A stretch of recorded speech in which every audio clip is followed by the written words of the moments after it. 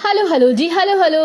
Story world by Neha में मैं हूँ नेहा, फिर से आपके साथ में लेकर एक नई कहानी।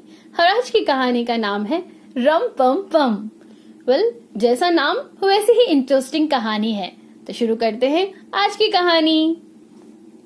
बहुत समय पहले एक ब्लैकबर्ड अपनी पत्नी के साथ एक पेड़ पर रहता था। वो बहुत मधुर आवाज में गाता था, बहुत मीठा, बहुत प्यारा। एक दिन जब राजा वहां से जा रहा था तो उसने ब्लैकबर्ड का गीत सुना। उस मधुर गीत गाने वाले पक्षी को पकड़कर मेरे पास लाओ, राजा ने ऐसा आदेश दिया। मैं उसे अपने महल में एक पिंजरे में रखूंगा।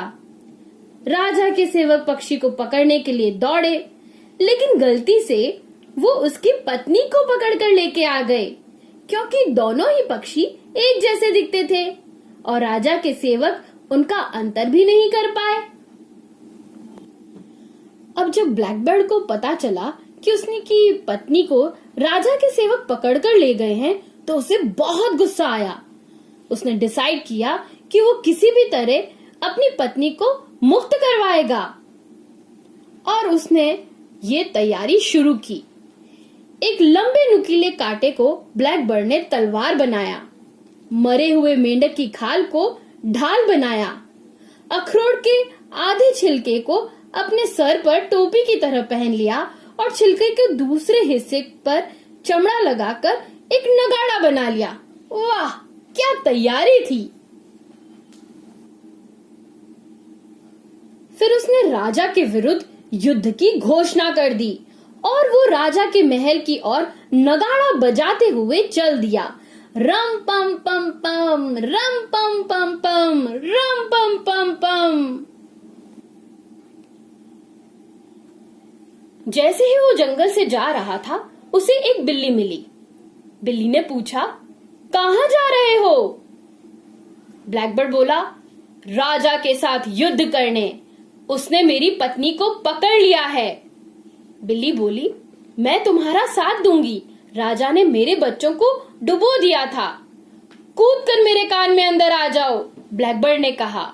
बिल्ली कूदकर ब्लैकबर्ड के कान के अंदर चली गई और सिकुड़कर सो गई। पक्षी नगाड़ा बजाते बजाते आगे बढ़ता जा रहा था। रम पम पम पम, रम पम पम पम, रम पम पम पम। जैसे ही वो कुछ चींटियों से मिला, चींटियों ने पूछा, कहाँ जा रहे हो? ब्लैकबर्ड ने फिर से बोला, राजा से मिलने, राजा के साथ युद्ध करने। उसने मेरी पत्नी को पकड़ लिया है। चींटियां बोली, हम भी तुम्हारा साथ देंगी। उसने हमारे घरों में भी उबलता पानी डाल दिया था। ब्लैकबर्ड बोला, तो आ जाओ मेरे कान के अंदर। और चींटियां कान के अंदर आ गई और ब्लैकबर्ड रम पम पम बोलता हुआ आगे बढ़ गया। रम पम पम बोलते बोलते वो फिर से आगे बढ़ा तो उसे एक छड़ी मिली। छड़ी ने पूछा, कहाँ जा रहे हो? रम पम पम फिर से बोला और बोला ब्लैकबर्ड कि मैं राजा के साथ युद्ध करने जा रहा हूँ। उसने मेरी पत्नी को पकड़ लिया है। छड़ी बोली, हाँ, इस राजा ने तो सबको परेशान कर दिया है। मैं भी तुम्हारा साथ दूंगी। चलो, मैं भी तुम्हारे साथ चलती हूँ। ब्लैकबर्ड बोला, तो मेरे कान के अंदर आ जाओ। और छड़ी आ गई ब्लैकबर्ड के कान में। राजा के महल के निकट पक्षी को एक नदी पार करनी थी। जैसे ही नदी उसके पास में आई, नदी ने पूछा, कहाँ जा रहे हो ब्लैकबर्ड? ब्लैकबर्ड फिर से बोला, मैं राजा के साथ युद्ध करने जा रहा हूँ। उसने मेरी पत्नी को पकड़ लिया है। नदी बोली, मैं भी तुम्हारा साथ दूंगी। राजा ने मेरे पानी को भी गंदा कर दिया है। पक्षी बोला, मेरे कान में आ जाओ। तुम कल्पना कर सकते हो कि पक्षी का कान अब तक पूरी तरह भर चुका था। बिल्कुल जगह नहीं थी, लेकिन नदी ने किसी तरह जगह ढूंढ ही ली। फिर रम पम पम, रम पम पम, रम पम पम, और ब्लैकबर्ड महल की फाटक के बिल्कुल पास पहुंच गया। उसने दरवाजा खटखटाया। ठक ठक ठक ठक। पहरेदारों ने चिल्लाकर पूछा, कौन है? ब्लैकबर्ड ने बोला, मैं सेनापति ब्लैकबर्ड हूँ। मैं राजा से युद्ध करने आया हूँ और अपनी तुम्हारी पत्नी को वापस लेने आया हूँ। पहरेदार ने बाहर देखा। हाँ, ये क्या? उस पक्षी के पास में कांटे को तलवार बना रखा था, मेंढक की खाल को ढाल बना रखा था, अखरोट के आधे छिलके को टोपी बना रखा था और छिलके के दूसरे भाग को नगाड़ा बना हुआ था। अरे, ऐसा सब देखकर तो वो लोग इतना हंसे कि स्टूल से गिर ही गए। ऐसा मनोरंजन दृश्य उन्होंने अभी तक कभी नहीं देखा था। लेकिन उसके बाद उन्होंने गेट खोल दिया और ब्लैकबर्ड को लेकर राजा के सामने आए। राजा ने पूछा, क्या चाहिए तुम्हें? ब्लैकबर्ड ने कहा, मुझे मेरी पत्नी चाहिए। राजा ने गुस्से में कहा, नहीं, तुम्हारी पत्नी तुम्हें नहीं मिलेगी। ब्लैकबर्ड ने कहा, फिर आपको इसका परिणाम भोगना होगा। इतना कहकर नगाड़ा बजाते बजाते वो कमरे में घूमने लगा। रम पम पम, रम पम पम, रम पम पम। राजा ने बोला, इस बदतमीज को पकड़ लो, आज रात इसे मुर्गियों के जाले में फेंक दो। राजा चिल्लाया। सेवकों ने ऐसा ही किया, ब्लैकबर्ड को पकड़ लिया और मुर्गी के जाल में डाल दिया। उस रात सेवकों ने उस ब्लैकबर्ड को मुर्गियों के कमरे में फेंक दिया। उस समय सारी मुर्गियां सो रही थी। जब सब और शांति हो गई और महल में हर कोई सो गया, तब ब्लैकबर्ड ने धीमी आवाज में गाना गाने लगा। बाहर आओ बिल्ली, आओ मेरे कान के बाहर, बहुत मुर्गियां हैं यहाँ और सो रही है सब यहाँ पर। कान से बाहर आकर करो तुम इनका पीछा, इनको तुम खूब दौड़ाओ, देखो न आगा न पीछा। बस बिल्ली कान से बाहर आई और लगी मुर्गियों का पीछा करने। क्या भागम भाग हुई और कितना हो हल्ला हुआ। जब सारी मुर्गियां दरवाजे से निकलकर भाग गई, तो बिल्ली कूदकर पक्षी के कान के अंदर वापस आकर सो गई। अगली सुबह राजा ने पक्षी का समाचार लाने के लिए सेवकों को भेजा। जब उसे पता चला कि मुर्गियां भाग गई थी और पक्षी रम पम पम, रम पम पम, रम पम पम का नगाड़ा बजाते हुए पूरे कमरे में घूम रहा था, तो उसे बहुत गुस्सा आया।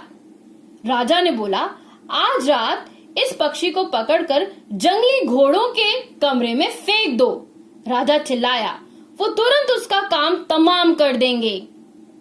उस रात राजा के सेवक ने पक्षी को पकड़कर जंगली घोड़ों की जगह पर फेंक दिया।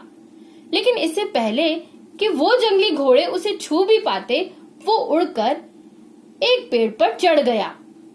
जब सब और शांति हो गई और महल में हर कोई सो गया, तब पक्षी ने धीमी आवाज में गाना गाया।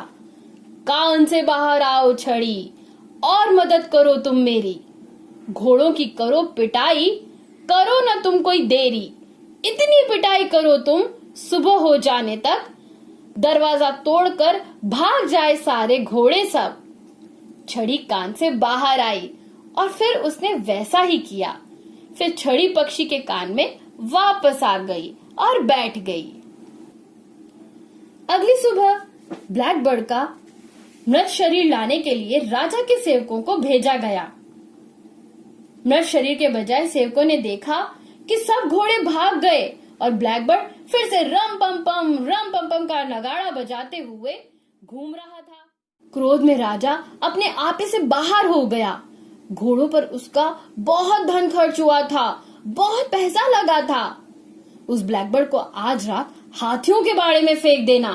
राजा चिल्लाया, वहां ये हाथी इस ब्लैकबर्ड को खत्म कर देंगे। सेवकों ने फिर से वैसा किया। उस रात ब्लैकबर्ड को हाथियों के बाड़े में फेंक दिया गया। लेकिन इससे पहले कि हाथी नींद से उठकर उसे अपने पांव तले कुचल देते, पक्षी छुप गया और एकदम सुरक्षित जगह पे छुप गया कि कोई उसे ढूंढ न ले। अब सब और शांति हो गई। महल में हर कोई सो गया था।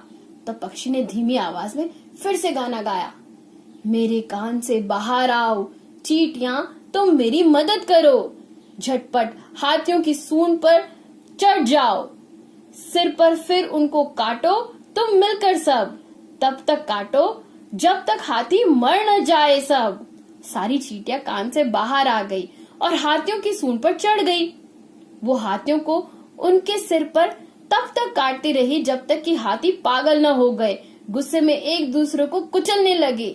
जब सारे हाथी मर गए तो चींटियां वापस ब्लैकबर्ड के कान में चली गई।